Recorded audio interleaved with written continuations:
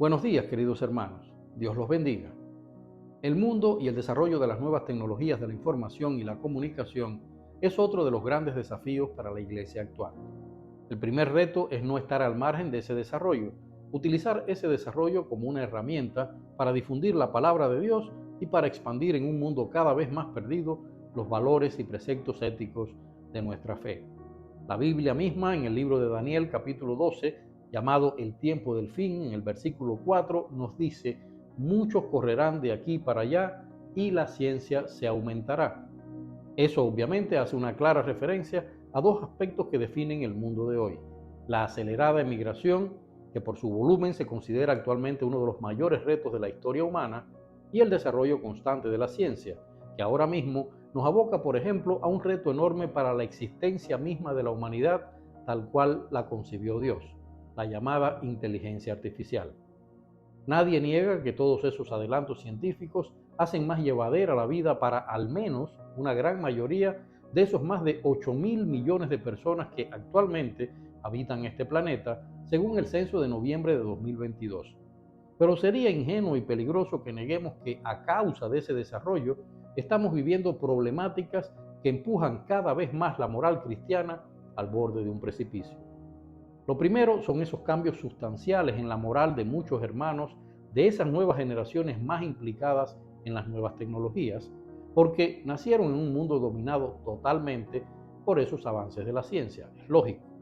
El fenómeno más visible es el fortalecimiento de la doble moral, que ya existía, pero que hoy se hace más evidente debido a los ataques que reciben cada día los preceptos cristianos. Vivimos como en los tiempos de Lot, bajo el predio de la doble moral. Muchos hermanos en la fe practican y defienden dentro de los templos criterios cristianos, es decir, enseñanzas de Jesucristo que no se atreven a defender en el mundo exterior, por ejemplo, en las redes sociales, porque esos criterios se consideran arcaicos, sectarios, atrasados para el pensamiento moderno y progresista de la actual sociedad. Tenemos que ser conscientes de que Dios mismo, en su misericordia, ya nos habló de esto que está sucediendo y nos dio el ejemplo de Job como modo de comportamiento. En ese capítulo del libro de Job titulado Jehová convence a Job de su ignorancia, leemos esto: ¿dónde estabas tú cuando yo fundaba la tierra? Házmelo saber si tienes inteligencia. ¿Quién ordenó sus medidas, si lo sabes? ¿O quién extendió sobre ella cordel? ¿Sobre qué están fundadas sus bases? Pero más adelante, en Job 38, 36 y 37, Dios nos recuerda que lo que vemos hoy es simple jactancia humana, pues intentamos atacar a Dios, destruir a Dios, negar a Dios con un regalo que precisamente Dios le dio a sus criaturas: la sabiduría y la inteligencia. Allí leemos esto: ¿quién puso la sabiduría en el corazón? ¿O quién dio al espíritu inteligencia? Pero no olvidemos algo importante, queridos hermanos. Todo lo que vivimos, lo que vemos, lo que escuchamos en estos tiempos, todo ha sido anunciado por Dios. Todo esto estaba en su plan desde los mismos inicios de la creación. Entendamos que no tenemos por qué sentir miedo de hablar de Dios, que no tenemos por qué vivir en la doble moral para no vernos marcados como animales retrógrados en el mundo de hoy, porque todo esto es parte del plan de nuestro Padre Celestial para perfeccionarnos, para moldearnos mediante las pruebas con la pasión y la paciencia del alfarero hacia sus hermosas vasijas, para que lleguemos fortalecidos a ese momento en que se cumpla el plan de Dios con el regreso de su Hijo Jesucristo y podamos presentarnos fuertes, limpios, íntegros ante el juicio al que todos seremos sometidos. No es algo que nos inventamos ahora sacado de debajo de la manga como los magos, no.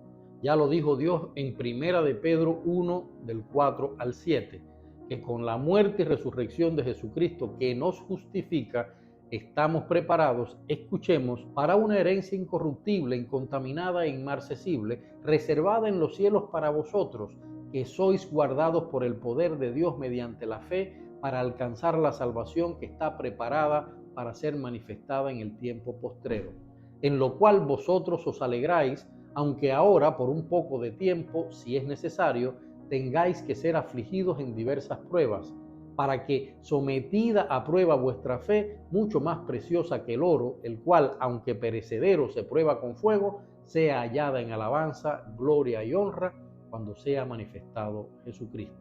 Como dirían los policías de mi país, alto y claro, queridos hermanos. Todo esto, incluidos los retos que nos impone la tecnología a nuestros credos, preceptos y fe, son pruebas que debemos superar como hijos de Dios. Son retos donde se pondrán a prueba nuestra fidelidad y capacidad de sacrificio.